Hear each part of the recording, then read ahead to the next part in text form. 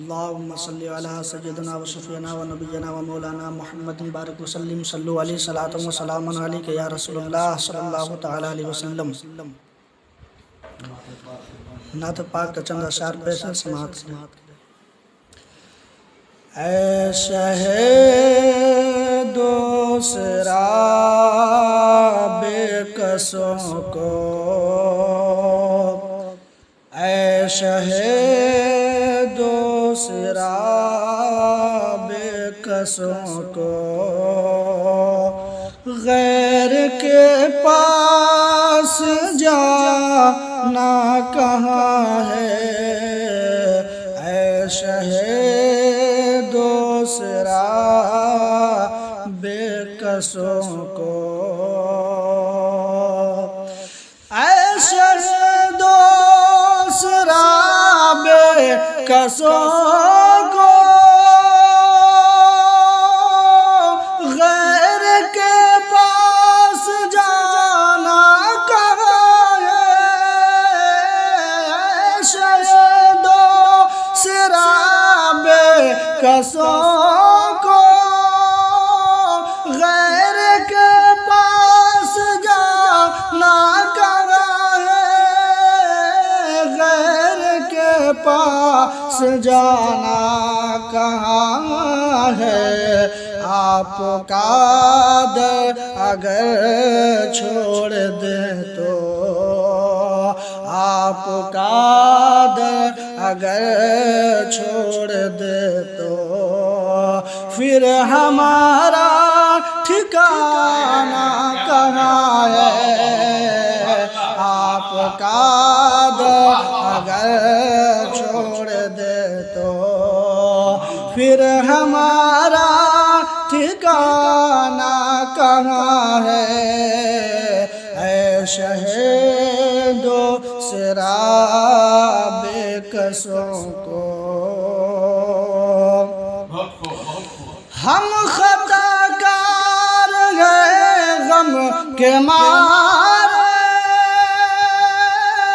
مغفرت ہوتا یا الہی، ہم خطا کار ہیں غم کے مارے، مغفرت ہوتا یا الہی، مغفرت ہوتا یا الہی، دعا ہے کہ مل جائے سب کو،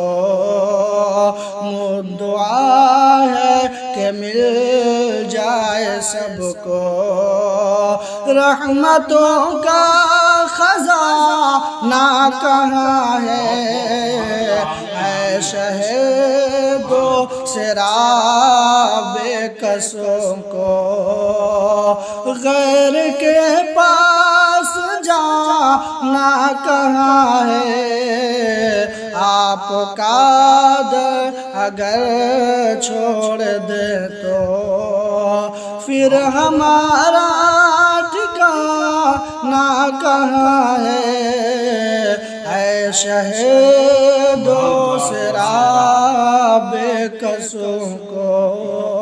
اور یہ بھی شعر سماعت کریں، اے شہ دوسرا بے کسوں کو، وہ طواف حرم ہو چکا ہے، اب ستاتی ہے یاد مدینہ، وہ طواف حرم ہو چکا ہے، اب ستاتی ہے یاد مدینہ، اب ستاتی ہے یاد مدینہ، سب فرشتے جہاں سر جھکائے، سب فرشتے جہاں سر جھکائے، وہ ہنسی آستانہ کہاں ہے، اے شہ دوسرا بے کسوں کو، غیر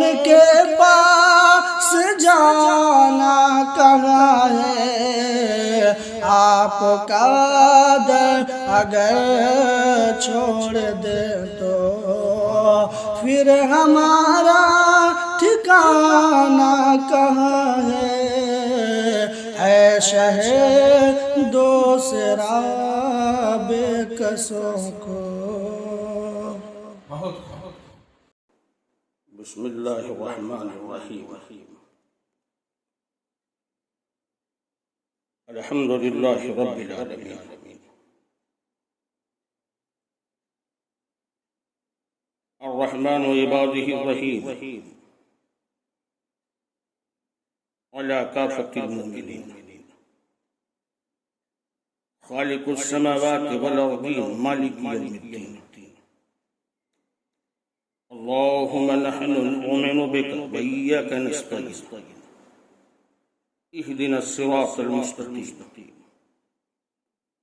طريق أهل السنة والجماعة والحق اليقين، صراط الذين أنعمت عليهم من النبيين والصديقين والشهداء والصالحين،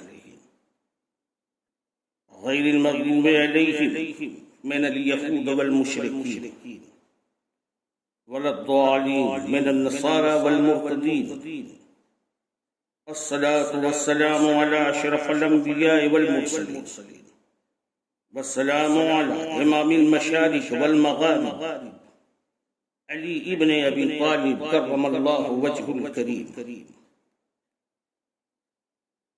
وأهل بيته الطيبين والطاهرين وأصحابه الأجمعين، أما بعد۔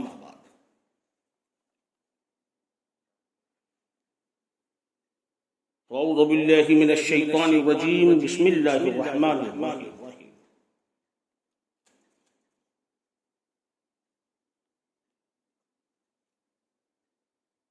إن الله وملائكته يصلون على النبي يا أيها الذين آمنوا صلوا عليه وسلموا تسليما، اللهم صل على سيدنا ومولانا محمد جد الحسن والحسين، وعلى آل سيدنا ومولانا محمد جد الحسن والحسين۔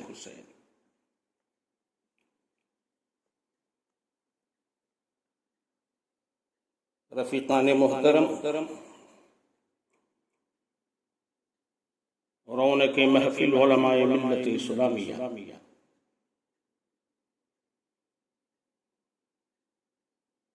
مجلس میں تشریف فرما سیاسی سماجی کارکنان، گھروں میں چھپی بیٹھی پردہ نشین ماں حوا کی مقدس شہزادیاں، مجھ سے قبل آپ کے بلائے ہوئے مہمان مقرروں نے نہایت ہی شاندار اور جاندار خطاب کیا۔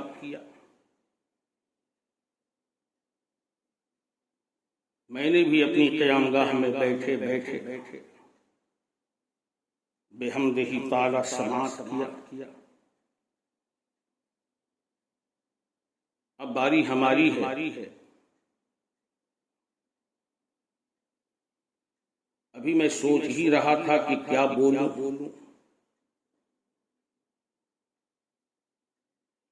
اتنے میں جناب صدر صاحب نے ہمیں موضوع دے دیا کہ حضور والدین کی ذمہ داریوں پر کچھ روشنی ڈالی جائے۔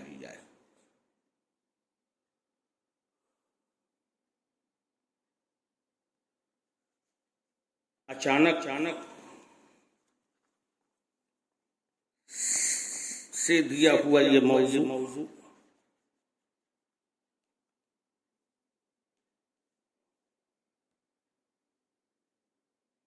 بڑا ٹف بھی ہے، مشکل بھی ہے، پھر بھی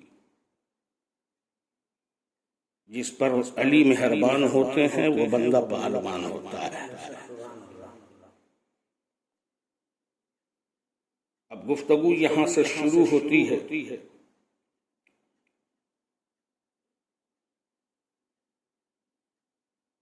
کہ شب سیاہ میں گم ہو گئی ہے راہ حیات، شب سیاہ میں گم ہو گئی ہے راہ حیات، قدم سنبھل کے اٹھاؤ بہت اندھیرا ہے، سبحان اللہ۔ اور میری تباہیوں میں تیرا ہاتھ ہے، مگر میں سب سے کہہ رہا ہوں مقدر خراب ہے۔ حضرات گرامی، جب قوم میں بد عملی، بد اخلاقی، غفلت، بے راہ روی، جہالت یعنی اندھیرا اجتماعی طور پر گھر کر جاتی ہے تو تباہی و بربادی اس قوم کا مقدر بن جاتی ہے۔ حالانکہ انسان نے یقیناً ہر دور میں کوشش کی ہے کہ اس کی اجتماعی و معاشرتی زندگی مستحکم اور مضبوط رہے۔ جب حیات انسانی کی ارتقاء پر نظر ڈالیں تو ہمیں اس کا رخ اجتماعیت کی طرف ہی نظر آتا ہے۔ تاریخ انسانی نے مختلف معاشرے تشکیل دیے ہیں اور گردش زمانہ نے مختلف معاشرے کو پیوند خاک بھی کیا ہے۔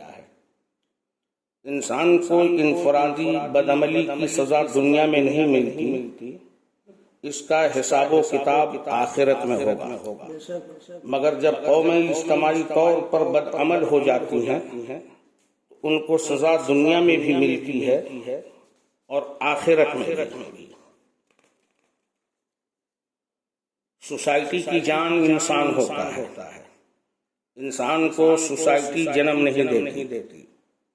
سماج کا روح رواں انسان ہوتا ہے، سماج کی بنیادیں انسان اور انسانیت سے مضبوط ہوتی ہے۔ آج ہمارے سماج میں انسانیت کی کمی ہے، انسان تو ہیں پر انسانیت نہیں ہے۔ اچھی سوچ، اچھا ذہن، بلند فکر رکھنے والا ہر شخص یہ کہتے ہوئے کفے افسوس ملتا ہوا نظر آتا ہے کہ آ گیا ہے بھور میں سفینہ، لو خبر تاجدار مدینہ، نا خداؤں کو نیند آ گئی ہے اور ہم ڈوبتے جا رہے ہیں۔ انسانی زندگی کی ابتدا ماں کی بطن سے ہوتی ہے، بچہ ماں کے پیٹ سے پیدا ہو کر دنیا میں آتا ہے۔ اسی لیے ماں کے گود کو بچے کا پہلا مدرسہ، اسکول، کالج اور یونیورسٹی کہا جاتا ہے۔ ماں سماج کی جننی ہے۔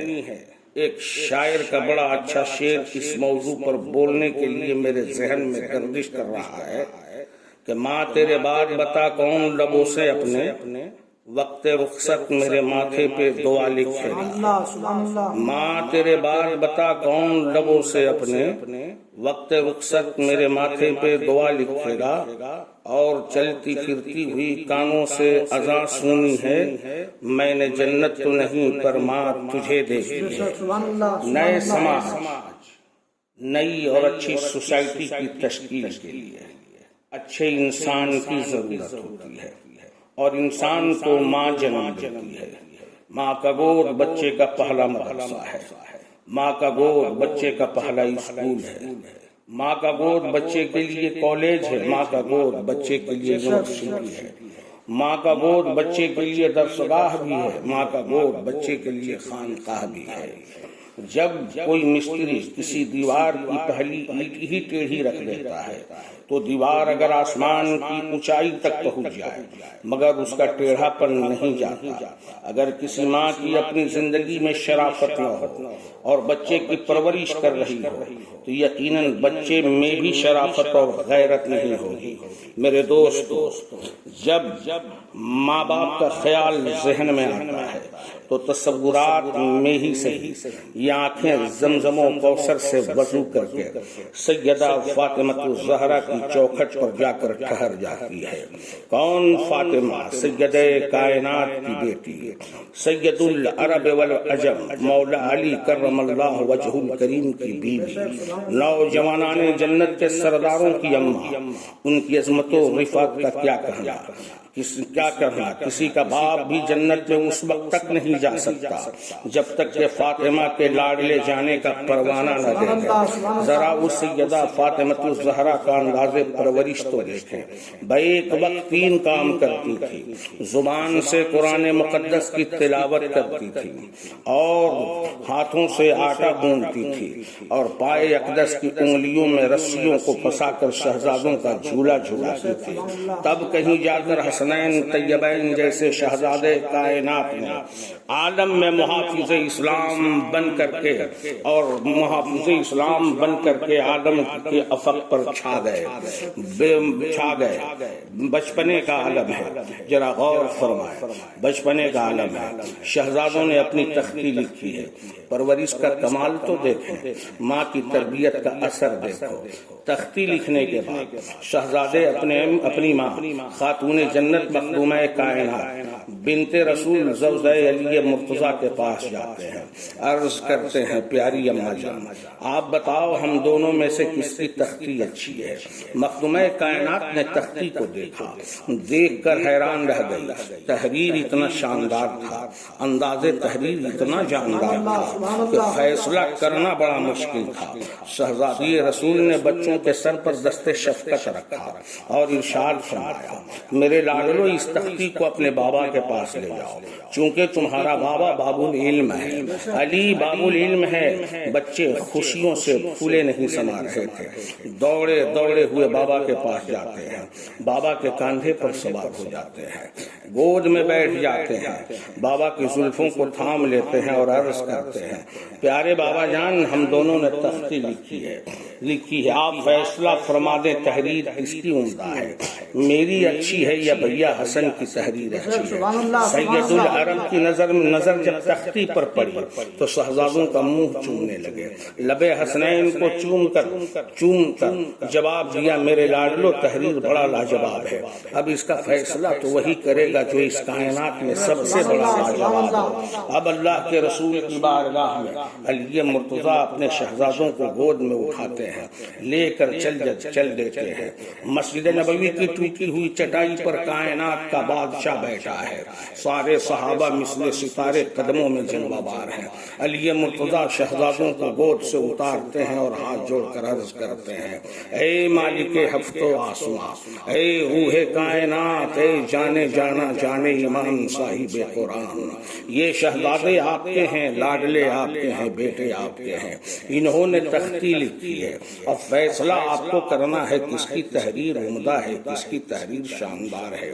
جب محبوب کبریا کی نظر شہزادوں کی تختی پر پڑتی ہے تو مسکراتے ہوئے فرماتے ہیں، اے علی اس تختی کا فیصلہ بھلا میں کیوں کر اور کیسے کروں؟ ذرا یہ تو سوچو کہ بچوں نے درسگاہ فاطمہ میں تعلیم حاصل کی ہے، بچوں نے مخدومہ کائنات کی تربیت گاہ میں تربیت پائی ہے، بچوں نے تعلیم حاصل کی ہے سیدہ زہرا کے درسگاہ میں، بچوں نے پڑھا ہے اپنی ماں کی اسکول میں، کالج میں، یونیورسٹی میں۔ اس کا فیصلہ چلو ہم رب کے حوالے کرتے ہیں۔ اب محبوب کائنات کی نگاہ نبوت عرش کی طرف اٹھتی ہے، اتنے میں رب کا فرمان جاری ہوتا ہے، اے جبرائیل سدرہ چھوڑو۔ جبرائیل سدرہ چھوڑ دیتے ہیں، حکم ربی ہوتی ہے، جبرائیل جنت میں جاؤ، ایک سیب کو لو اور شہزادوں کی تختی پر اچھال دو، جس کے تختی پر سیب گرے اس کی تختی شاندار ہوگی۔ حضرت جبرائیل آتے ہیں، اللہ کے رسول کی بارگاہ میں باادب کھڑے ہوتے ہیں، عریضہ پیش کرتے ہیں، الصلاۃ والسلام علیک یا رسول اللہ، اے اللہ کے حبیب آپ پر اللہ سلامتی پیش کرتا ہے، ہم بھی آپ پر سلامتی اور آپ کی سلامتی کے لیے خیر باد اور دعائیں پیش کرتے ہیں۔ محبوب خدا رب کائنات نے ہمیں اس تختی کے لیے فیصل بنا کر بھیجا ہے، اور حکم باری ہے کہ سیب کو تختی پر اچھالا جائے، جس کی تختی پر یہ سیب گرے اسی کی تختی عمدہ ہے۔ اللہ کے رسول اور علی مرتضیٰ ہیں، صحابہ کا مجمع ہے۔ جبرائیل نے سیب کو اچھالا، سیب فضاؤں میں لہرا لہراتا ہوا دو حصوں میں شک ہوا، آدھا اس تختی پر گرا، آدھا اس تختی پر گرا۔ گویا سیب زبان حال سے یہ کہہ رہا تھا کہ ماں کی تربیت اس قدر لاجواب ہے کہ ماں فاطمہ جسے پڑھا دے بھلا کون ہے اس کی تختی کا فیصلہ کرنے والا؟ رب کا فیصلہ یہی ہے کہ دونوں کی تختی لاجواب ہے۔ میرے دوستو، یہ تو واقعہ ہے جو حدیث کی کتابوں میں اور تاریخ کے کتب میں موجود ہے، لیکن فقیر ابو صالح کا خیال بھی میں بتاتا چلوں۔ میں نے اس واقعے کو پڑھنے کے بعد یہ سبق پکڑی ہے، اے زہرا تجھ پر میرے ماں باپ قربان، سیدہ تم پر میری نسل قربان، تمہاری تعلیم کا کوئی جواب نہیں۔ جب بچوں کے بچپن کی تحریر اتنا عمدہ ہے تو جوانی کی تحریر و تقریر کا کیا عالم ہوگا؟ تو میرے دوستو، اسی لیے میں عرض کر رہا تھا کہ ماں کا گود بچے کا پہلا اسکول ہے۔ اب تو سائنس کی دنیا نے بھی مان لیا ہے کہ بچے کے اوپر ماں کے کردار، باپ کے کردار کے اثرات نظر آتے ہیں۔ اگر آپ بچوں کا ڈی این اے چیک کرائیں، یقیناً ڈاکٹروں کی یہ تحقیق ہے کہ ماں باپ کی حیا، ماں باپ کی بے شرمی ڈی این اے کے رپورٹ میں آ جاتی ہے۔ مطلب یہ ہے کہ جیسی ماں کی گود ہوگی، ماں کا بطن ہوگا، ماں کا شکم ہوگا، بچے پر اس کا اثر ضرور ہوگا۔ اگر ماں نیک ہوگی، باپ نیک ہوں گے تو بچے نیک ہوں گے۔ لہٰذا اے میری ملت کی ماں، اپنے کردار میں سیدہ فاطمہ زہرا کا رنگ بھرو، زینب کی بانلی بنو، شرافت و صداقت کے زیور سے اپنے آپ کو آراستہ کرو تاکہ بچے نیک اور باوقار پیدا ہو۔ اے ملت کی میری ماں اور بہنوں، تم اپنے آپ کو غیر معمولی نہ سمجھو۔ میری ماں، تم غیر معمولی نہیں، تم خود کو کسی سے کمزور اور حقیر نہ جانو۔ انسانی سماج کی بگننگ تم ہو۔ اللہ رب العزت نے تمہیں بے شمار صفتوں سے متصف کیا ہے۔ عام طور پر میں یہ کہتا چلوں کہ سکے کا دوسرا رخ بھی تو دیکھو۔ میری ماں، ذرا غور تو کرو، ماں حوا بھی تو ایک عورت تھی، مریم بھی تو ایک عورت تھی، آسیہ بھی تو ایک عورت تھی، خدیجۃ الکبریٰ بھی تو ایک عورت تھی، سیدہ آمنہ بھی تو ایک عورت تھی، فاطمہ بنت اسد بھی تو ایک عورت تھی، سیدہ زہرا بھی تو ایک عورت ہیں، رابعہ بصری بھی تو ایک عورت ہیں۔ عورتوں کو معمولی نہ سمجھو، انبیاء ان کی گود میں، اتقیاء ان کی گود میں، اصفیاء ان کی گود میں، اولیاء ان کی گود میں، اغواث ان کی گود میں، اقطاب ان کی گود میں، ابدال ان کی گود میں، اوتاد ان کی گود میں، علماء ان کی گود میں، شیخ عبد القادر جیلانی ان کی گود میں، عثمان حربنی ان کی گود میں، معین الدین حسن سنجری ان کی گود میں، قطب الاقطاب ان کی گود میں، محبوب الہی ان کی گود میں، آئینہ ہند ان کی گود میں، چراغ ہند ان کی گود میں۔ حد تو یہ ہے کہ 70,000 پردوں میں جو نور تھا چھپا، وہ نور ہنس رہا ہے آمنہ کی گود میں۔ اے میری ماں، تم بڑی باعظمت ہو، بڑی مقدس ہو، تمہیں چاہیے کہ تم اپنے آپ کو معمولی نہ سمجھو۔ بس ضرورت ہے میری ماں بہنوں، اپنی زندگی کی روش کو بدلو۔ روش بدلنے کی ضرورت ہے، اپنی لائف اسٹائل کو بدلو۔ اسلام کو غلام حسین کی ضرورت ہے، خالد بن ولید کی ضرورت ہے۔ خود کو بدلو، مگر یہ تب ہی ممکن ہے جب ہماری ماں بہنیں خود کو بدلیں گی۔ جب مائیں بچوں کو اچھی تربیت کریں گی تب بچوں کا دل و دماغ اور ان کی صلاحیتیں بھی کھلیں گی۔ ماں باپ اپنے اولاد کے لیے مرشد اول ہوتے ہیں۔ جب ماں پاک دامن ہوتی ہے، باپ متقی ہوتا ہے، تب کوئی غوث اعظم ہوتا ہے۔ والدین اپنے ذہن میں اس بات کو محفوظ کر لیں، اللہ تبارک و تعالیٰ نے بچے کو فطرتاً نقال بنایا ہے۔ وہ اپنے والدین کو جو کرتے ہوئے دیکھتے ہیں وہی دہراتے ہیں۔ بچے ہمیشہ اپنے ماں باپ کی نقل کرتے ہیں، اس لیے ماں باپ کو چاہیے کہ وہ فقط بچوں پر تنقید نہ کرے، عیب جوئی نہ کرے، بلکہ مرشد کامل کی طرح سراپا اپنے شاندار کردار کو پیش کرے کیونکہ بچے فطرتاً نقال ہوتے ہیں۔ اسی لیے ماں باپ کو چاہیے کہ اپنے کردار پر، اپنے انداز پرورش پر نظر رکھے۔ صرف اپنے عظمت کی شیخی بگاڑنے سے کچھ نہیں ہوتا کہ میرے قدموں کے نیچے جنت ہے، یا باپ یہ کہتا رہے کہ میں جنت کا دروازہ ہوں۔ نہیں، ضرورت ہے کردار کو بدلنے کی۔ اگر باپ ہونے کی حیثیت سے باپ جنت کا دروازہ ہے، ماں ہونے کی حیثیت حیثیت سے ماں کے قدموں کے نیچے بچے اولاد کے لیے جنت ہے، تو سنو، اللہ تبارک و تعالیٰ نے کسی کے حقوق کو دفن نہیں کیا ہے، سب کا حق دیا ہے، کیونکہ اسلام رحمت کا مذہب ہے، اسلام عظمت کا مذہب ہے، اسلام شوکت کا مذہب ہے۔ باپ ہونے کی حیثیت سے اگر باپ اولاد کے لیے بزرگ و برتر ہے، ماں ہونے کی حیثیت سے ماں کے قدموں کے نیچے اگر جنت ہے، تو اولاد بھی خدا کی نعمت ہے۔ رب تبارک و تعالیٰ کا ارشاد ہے، میں نے اولادوں کو تمہیں نعمت کے طور پر عطا کیا ہے، اس لیے ماں باپ کو بھی چاہیے کہ اپنے ذہن میں اس بات کو رکھے کہ بچہ نوٹ چھاپنے کی مشین نہیں ہے، بلکہ اللہ کی نعمت ہے، اللہ کی نعمت ہے، اللہ کی رحمت ہے، نعمتوں کی قدر کی جاتی ہے۔ ماں باپ کو چاہیے کہ اولاد کی پرورش پر نظر رکھے، ان کے کھان پان پر نظر رکھے، ان کے معاشرے پر نظر رکھے، ان کی تعلیم و تربیت پر نظر رکھے، ان کے دوست و احباب پر نظر رکھے، ان کی سرکل پر نظر رکھے، ان کے معاشرے پر نظر رکھے۔ صرف اس مقصد سے اپنے بچوں کی پرورش نہ کرے کہ جوان ہوگا تو کما کر پیسہ لا کر دے گا۔ یقین جانو یہ بچے کوئی معمولی نہیں ہوتے، بچوں کو اپنی کھیت کی معمولی مولی سمجھنے والوں یاد رکھو، یہ بچے خاندان کی دھروہر ہوتے ہیں، اولاد خاندان کی پہچان ہوتی ہیں، اولاد خاندان کی معرفت کراتی ہیں۔ ماں باپ کو چاہیے کہ اپنے اندر 3 صفتوں کو ہمیشہ رکھے۔ باپ کو عادل ہونا چاہیے تاکہ اپنی اولادوں کے ساتھ عدل کر سکے، باپ کو حاکم ہونا چاہیے تاکہ انصاف بھرے پیمانے کے ساتھ اپنے بچوں پر حکومت کر سکے، باپ کو محسن ہونا چاہیے تاکہ احسان کا پلہ برابر ہو، ماں کو رحمت کے بارش کی طرح ہونا چاہیے، ایسا نہیں کہ کہیں سیاستن برسے، کہیں مصلحتن برسے، کہیں محبتن برسے۔ ماں رحمت کی بارش ہے، ایک ساں اولادوں پر ایک جیسا برسے، ورنہ اگر ایسا نہیں کرتی ہے، اگر اولادوں کے ساتھ سیاست کرتی ہے، مصلحت سے کام لیتی ہے، کسی سے محبت سے کام لیتی ہے، باپ اگر عادل نہیں ہے، منصف نہیں ہے، محسن نہیں ہے، تو یقین جانو دربار خداوندی میں اسے بھی اپنے اعمال کا جواب دینا ہوگا۔ اس لیے اسلام نے کسی کے حقوق تلف نہیں کیے ہیں، سب کا حق دیا ہے، سب اپنے اپنے مریادہ میں رہیں، اپنے اپنے مریادہ کے تحت رہیں، سب اپنے حد میں رہیں۔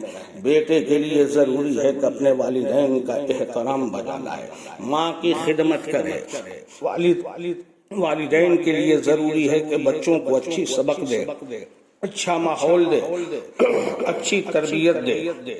میرے دوستو، تربیت پر ایک بات یاد آئی، ذرا اسے سننا، بڑی دل کو ہلا دینے والی بات ہے۔ ایک بچہ اسکول میں پڑھتا تھا، یہ واقعہ پشاور کا ہے۔ اس کو اسلامیات کے ٹیچر نے ایک نظم سکھائی تھی جس کا مصرع اول یہ تھا، وہ نبی ہے ہمارا بھیک دینے والا۔ جب بچہ جب بھی پڑھتا تھا تو اس طرح پڑھتا تھا، نبی جی ہمارے بھیک دینے والے۔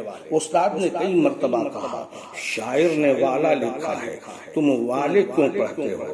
بچے نے کچھ جواب نہ دیا، مسکرا کر خاموش ہو گیا۔ لیکن جب بچے نے اسکول کے اینول فنکشن میں بڑے جلسے میں اس کلام کو پڑھا تو پھر اسی انداز میں پڑھا کہ نبی جی ہمارے ہیں بھیک دینے والے۔ اساتذہ کی مجمع ہے، ڈپٹی کمشنر موجود ہے، شہر کے بڑے بڑے رؤساء اور امیروں کا مجمع ہے۔ لوگوں نے دیکھنا شروع کیا، لوگوں نے استاد پر تنقید کی انگلی اٹھا دی۔ یہ کیسے اساتذہ ہیں جنہیں یہ بھی تمیز نہیں ہے کہ بچہ پڑھ کیا رہا ہے؟ شاعر نے تو یہ لکھا ہے کہ نبی جی ہمارے ہیں بھیک دینے والا، جبکہ بچہ یہ پڑھ رہا ہے کہ نبی ہیں ہمارے بھیک دینے والے۔ اس وقت تو استاد نے کچھ نہیں کہا، خاموشی سے وقت کو گزار دیا۔ اب دن ڈھلنے لگے، ایک دن گزرے، 10 دن گزرے۔ جب بچے کا رزلٹ آیا، بچہ دوسرے کلاس میں ترقی کر کے گیا۔ ابھی نیا ماحول شروع ہوا، کلاس ابھی چالو نہیں تھے، صرف بچوں کا ایڈمیشن چالو تھا۔ وہی دنیات کا استاذ کلاس روم میں پہنچتا ہے، جب اس کی نظر بچے پر پڑتی ہے تو کہتا ہے کھڑے ہو جاؤ اور اس کلام کو سناؤ۔ استاد کے اندر جنون ہے، غصہ ہے، بے عزتی کا بدلہ لینے کا ہنر ہے۔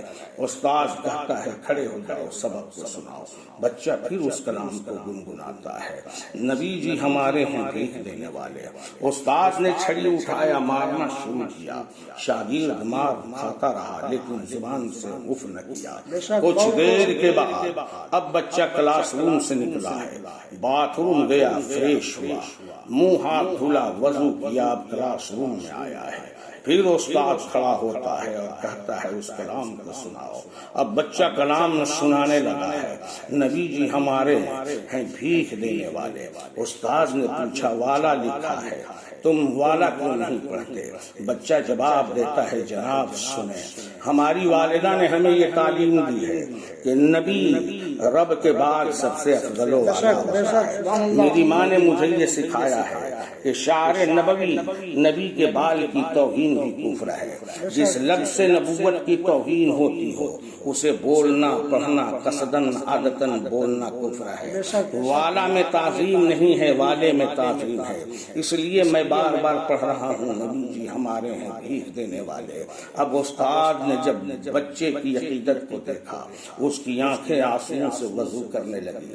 استاد نے بچے کو گلے لگا لیا اور پوچھا میرے لال یہ بات تم پہلے بھی کہہ سکتے تھے، میں تجھے مارتا رہا لیکن تو خاموشی سے مار کھاتا رہا، جواب کیوں نہ دیا؟ کہا جناب کیا بتاؤں، میری ماں نے یہ بھی تو ہمیں سکھایا ہے کہ بے وضو اپنے پیغمبر کا نام نہیں لیتے۔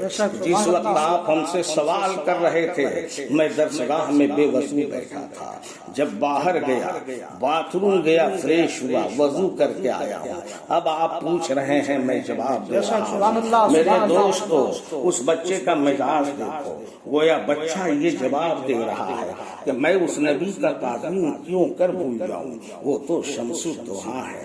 اس نبی کی تعظیم کیوں کر بھول جاؤں، وہ تو بدر الدجا ہے۔ ان کی تعظیم کیسے بھول جاؤں، وہ تو محبوب خدا ہے۔ ان کی تعظیم کیوں بھول جاؤں، وہ تو خیر البشر ہے۔ کیسے بھول جاؤں، وہ شفیع الامم ہے۔ کیسے بھول جاؤں، وہ راحت انس و جاں ہے۔ کیسے بھول جاؤں، وہ سیاح لامکاں ہے۔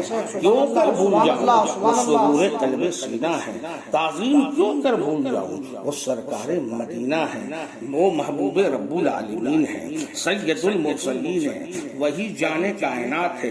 گویا بچے نے اپنے خاموشی سے اپنے ٹیچر کو یہ بتانے کی کوشش کی جناب ہر ابتدا سے پہلے ہر انتہا کے بعد ذات نبی بلند ہے، ذات خدا کے بعد دنیا میں احترام کے قابل ہیں جتنے لوگ، میں سب کو مانتا ہوں مگر مصطفیٰ کے بعد۔ اب مجھے کہہ لینے دیا جائے، جب ماں نیک سیرت تھی، باپ متقی تھا، تو ایسے بچے وجود میں آتے ہیں، ایسے بچے وجود میں آتے ہیں۔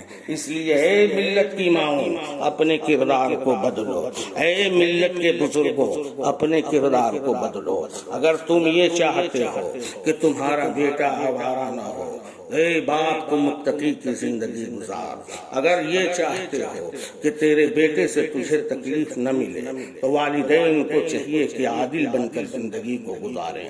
اگر یہ چاہتے ہیں کہ بچے خدمت سے منہ نہ موڑیں تو والدین کو چاہیے کہ وہ اولادوں کے لیے محسن بن کر زندگی کو گزاریں۔